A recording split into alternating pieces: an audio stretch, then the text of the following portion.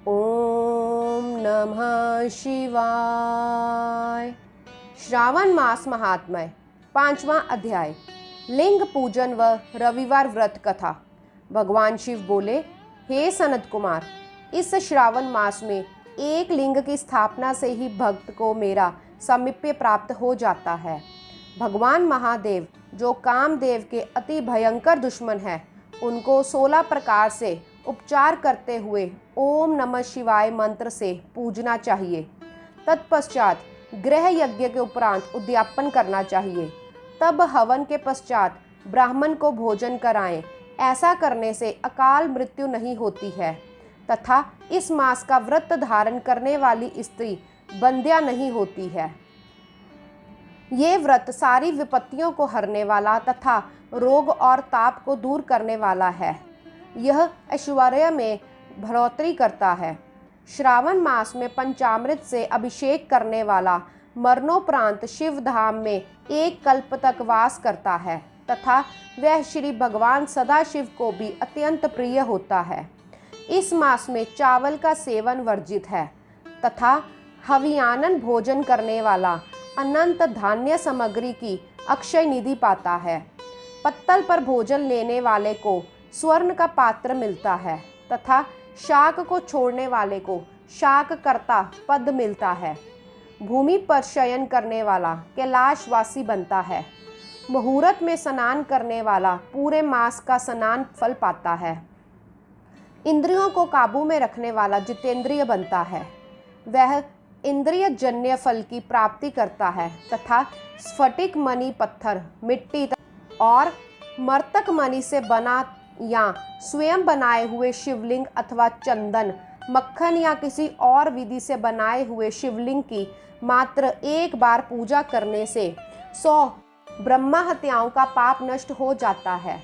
सूर्य ग्रहण, चंद्र ग्रहण या किसी सिद्ध क्षेत्र में 1 लाख जप करने से मिलने वाली सिद्धि श्रावण मास में केवल एक बार जप करने से मिल जाती है। अन्य किसी क्षेत्र में नमस्कार अथवा परिक्रमा से जो 1000 वर्षों का फल मिलता है, वह इस मास में केवल एक बार के नमस्कार करने से मिल जाता है। हे ब्रह्मापुत्र, मुझे ये श्रावण मास अत्यंत ही प्रिय है।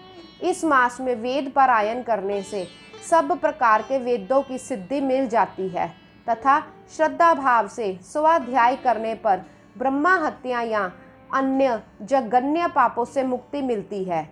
शिव बोले, हे ब्रह्मपुत्र, गुरु शैया पर किया गया पाप इस मास के पुण्य प्रताप से नष्ट हो जाता है। अतः इस मास में प्रतिदिन पुरुष सूक्त का पाठ अवश्य करना चाहिए। केवल इसका अर्थवाद कहने से नरक मिलता है। गृह यज्ञ में भक्त को समिधा, चरु, तिल और घी का प्रयोग करना चाहिए। पूजा में धूप, गंध, पुष्प आदि लगाएं। भगवान सदाशिव का उनके रूपों के अनुसार बयान करके शक्ति के अनुसार होम, लक्ष्य होम व हवन करें। हे ब्रह्मपुत्र, अब मैं तुम्हें वार व्रत बतलाता हूँ, अतः दत्तचित्त हो ये कथा सुनो। प्राचीन काल में प्रतिष्ठानपुरी नगरी में सुकर्मा नामक का बहुत ही दीन ब्राह्मण रहता था, जो भिक्षावृत्ति से अपना गुजारा करता था। एक दिन वह एक घर में भिक्षा मांगने गया। उस घर में कुछ महिलाएं रविवार की व्रती थी। उन्होंने ब्राह्मण को देखकर पूजा अर्चना का सामान कपड़े से ढक दिया। फिर उसने उन स्त्रियों से कहा, देवियों, आप सभी साध्वी हैं, फिर आपने क्यों ऐसा किया? मैं अपनी दीन अवस्था के कारण अति दुखी हूँ, अतः मैं भी ये व्रत करना चाहता हूँ, मुझे इसके बारे में बताओ। महिलाएं बोली, हे ब्राह्मण देव, अगर व्रत में उन्माद, प्रमाद, श्रद्धा ना हो तो ये व्रत सफल नहीं होता, अतः इनको त्याग कर कथा सुनो। उन स्त्रियों में से एक वृद्ध महिला ने उस गरीब ब्राह्मण को व्रत की विधि बतलाई तथा कथा सुनाई। वह कथा इस प्रकार है। श्रावण मास के शुक्ल पक्ष के प्रथम रविवार को मौन रहकर प्रातः ही उठकर नित्य कर्म से निर्वृत्त होकर ठंडे जल से स्नान कर धान के पत्ते पर 12 परिधि वाला मंडल बनाकर उस पर लाल चंदन से सूर्य के समान गोलाकार बनाओ।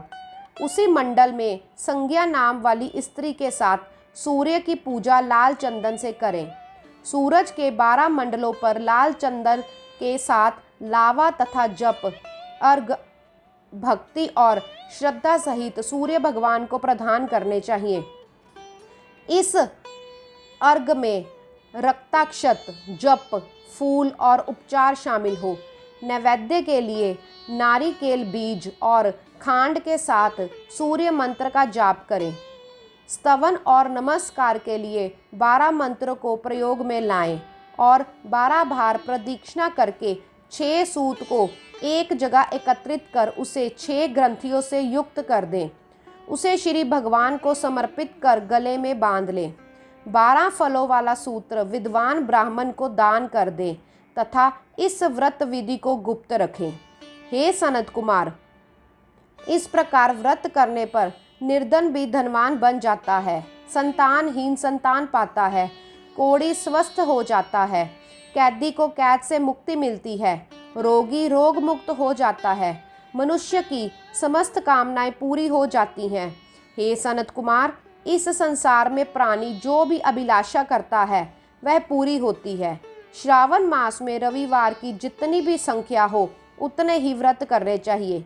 व्रत से पूरा फल चाहने के लिए उद्यापन करना अत्यंत ही आवश्यक है। व्रत विधि जानकर वह ब्राह्मण अपने घर गया। घर आकर उसने अपने परिवारजनों को व्रत विधि कह सुनाई। उस व्रत विधि के श्रवण मात्र से ही ब्राह्मण की दोनों कन्याएं अति रूपवान हो गई। लक्ष्मी देवी भी अब उस ब्राह्मण के गृह में आकर वास करने लगी। इस प्रकार वह दीनहीन ब्राह्मण कुबेर के तुल्य धनवान बन गया। एक दिन नगर नरेश ने रास्ते से गुजरते हुए उन दोनों कन्याओं को खिड़की में से देखा तो वह उन पर मोहित हो गया। तब उसने उनके पिता से उन दोनों कन्याओं से विवाह की इच्छा प्रकट की। ब्राह्मण ने भी प्रसन्न होकर उन दोनों कन्याओं का विवाह नरेश से करवा दिया।